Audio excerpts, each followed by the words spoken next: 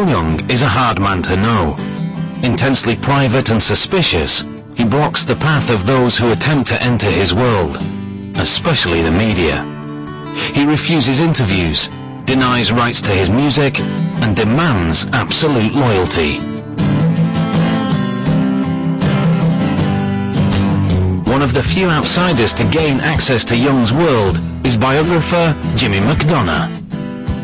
When I was a mere lad, a pimply-faced, sad-sack adolescent growing up, the three records of Neil Young's in particular really hit me like a punch to the head, and that was On the Beach, Tonight's the Night, and Zuma.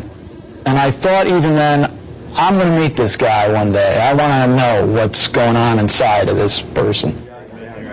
It was Young himself who approached McDonough about writing a book based on his life. Though he promised unhindered access, that promise was unfulfilled. He'd blow me off for sometimes a year or two. And I mean, this is not uncommon in Neil's life. The story of this book in itself could be a very bad TV movie that would last at least 10 days. It was the adventure of my life. I wouldn't trade it for anything. Trying, exasperating, all those things. It was a great challenge, and I thank Neil for giving it to me. Young's need to protect himself and his privacy stemmed from childhood, one with more than its share of emotional and physical trials. His parents were a mismatch. His mother, Rassie, vivacious and volatile, came from an old American family. His father, Scott, was Canadian, pleasant, dry, and emotionally reserved. That single-mindedness, that defiance, I have to say, I think it comes from his mother. She was her own person, a very funny lady, very tough character, definitely had a darker streak to the amber, such as her son, and very protective. Scott was an ambitious man who dreamed of a career in sports journalism and moved his family wherever there was work. His dad was a journalist who worked for newspapers in Canada and for magazines, also wrote books, so quite often they were moving. For a while, the Youngs settled in the backwater town of Omemee, Ontario, where many homes lacked electricity. But to Neil, it was a paradise where he could fish in the local pond. He loved the sounds and smells of the railway that ran behind the house. Trains became a lifelong obsession. There is a sense when you look at pictures, when you go to Omemee, a very sort of stereotypical Norman Rockwell, Huckleberry Finn existence. But the idyllic life did not last. On a hot August night, 6-year-old Neil woke up with a sharp pain in his shoulder. The next day he could barely move. Rassie and Scott rushed their son to hospital and awaited the doctor's verdict. It was polio. The disease had already claimed hundreds of children in the Toronto area. Miraculously, Neil survived, but his once secure world had been badly shaken. As he grew older, he found refuge in music, staying up late with his transistor radio, listening to R&B artists like the Fleetwoods and Canadian country stars like Marty Robbins. From the States, Wolfman Jack blasted onto the scene with a new sound, rock and roll. Neil was hooked and formed his first band with classmate Comrie Smith. While he banged the bongos, Neil strummed the ukulele his dad had given him for Christmas. But the ukulele soon gave way to the guitar, and Neil was determined to master it, practicing till his fingers hurt. He definitely has an ability to focus. People will tell you this guy will focus on something, and whatever he's doing, that's it. 12 other things may need his attention. They're not going to get through. At home, the relationship between his parents was souring, and Scott fell for an attractive divorcee he met while on an assignment.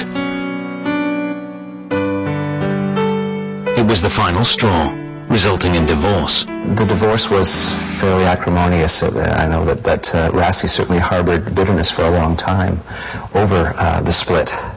And Neil really lost touch with his dad for many, many years. Neil and his his mother headed for Winnipeg to start a new life. Shortly after they moved to Winnipeg, Rassi took a job working for CJAY-TV as a panelist on a local quiz show called 20 Questions. So that sort of raised her profile around the city as well. His parents' separation had left Neil emotionally shattered. Losing himself in music, he dreamed of making it as a guitarist. For a talented teenager with musical aspirations, Winnipeg was the right place at the right time. Neil came out of this whole Canadian scene, which was very important to him. I think this whole scene, in particular in Winnipeg, where you had these little clubs where people would get together, and it was really kind of a wholesome experience in music. Neil and friend Randy Bachman took it all in.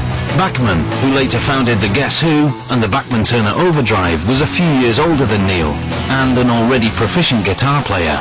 And Neil used to go and watch Randy playing all the time. And he would stand at the community clubs, and he'd stand at the stage and just look up at Randy and watch his fingers and watch what he was doing. Intensely focused, Neil improved steadily. Rassi supported her son's efforts, turning a blind eye when Neil played truant from school. His dad wasn't as encouraging of Neil's music career as his mom was. Rassi was behind her kneeler, because she called him Kneeler. She was behind Kneeler all the way, and whatever kind of equipment he needed, and she would make sure he got it. She bookings for the band. She let the band rehearse in their living room on Grosvenor. Neil was now good enough to play backing guitar for local groups, but he'd never be satisfied in the background. With school friend Ken Cobbler, he formed his first real band, the Squires. They played wherever they could find work. The band's determination paid off. Bob Bradburn, a local radio DJ, was impressed. On the 23rd of July 1963, Neil's band cut its first single.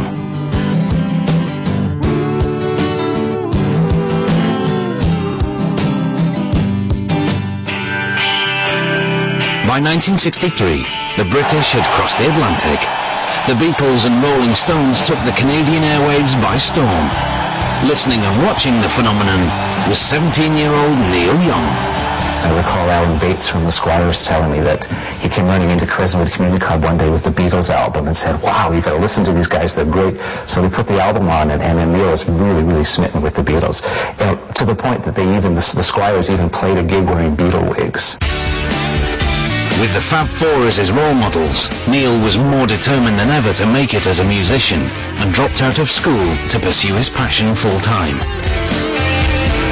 Renaming the band Neil Young and the Squires, he set his sights beyond Winnipeg, bought an old run-down hearse and drove to Fort William, a drab working-class town with a taste for rock and roll and folk music.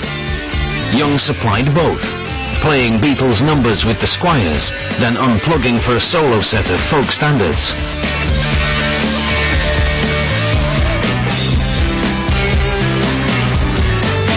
Watching one night was a brash, talented guitarist-singer from Florida. They were going to open the show for a band from New York called The Company. So they arrived and set up and did their set, and in the audience was a member of The Company, Stephen Stills, and he was absolutely blown away with what Neil was doing, because that's what he wanted to do. Stephen gave Neil an address in New York and said, "If you're ever in New York, come look me up." Though Neil and his band were making a name for themselves in Fort William, Neil hungered for bigger audiences and greater opportunities. He loaded up the hearse and set out for Toronto, the music capital of Canada, where in 1965 its music scene was rich, lively and diverse.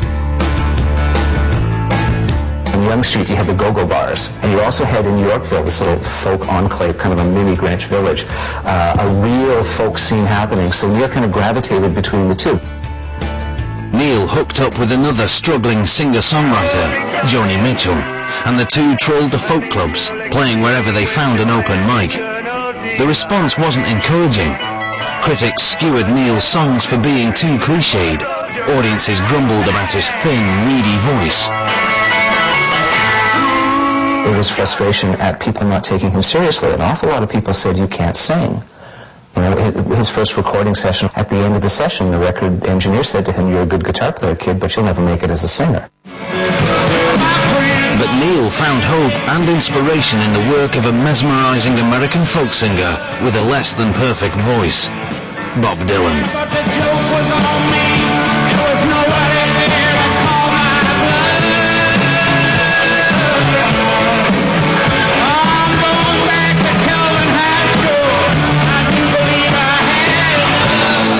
Times were tough, paying gigs almost non-existent.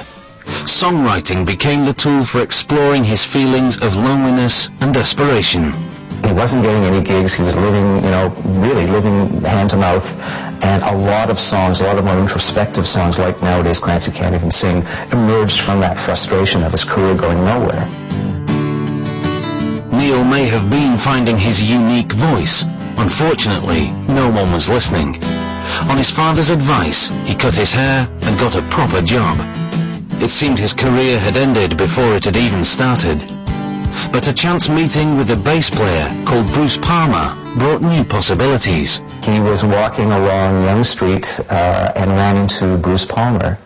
And Bruce Palmer played in a band called the Minor Birds. And their shtick was that they had a talking minor bird named Raja, who they would bring to the gigs, and he would actually speak.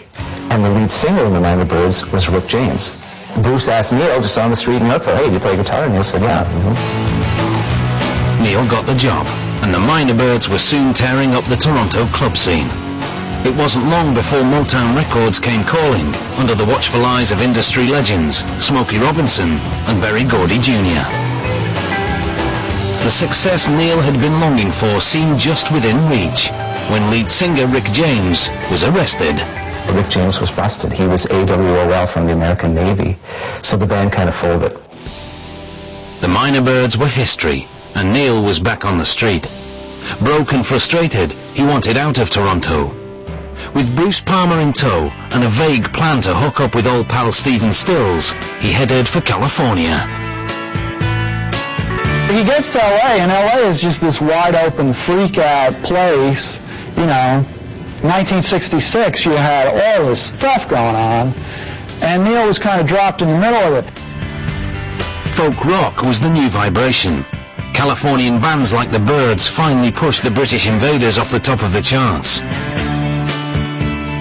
Neil, who played both folk and rock, quickly tracked down Stills, and with Bruce Palmer on bass, Richie Fury on guitar, and Dewey Martin on drums, launched Buffalo Springfield.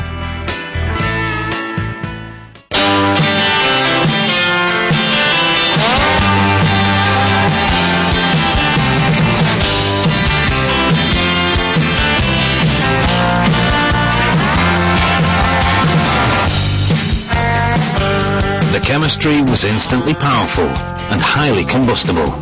Although Stills and Young clashed immediately over the band's musical direction, when the group took to the stage at the Whiskey A Go-Go on the 2nd of May 1966, there was no question, the chemistry worked. Buffalo Springfield and Neil Young had arrived.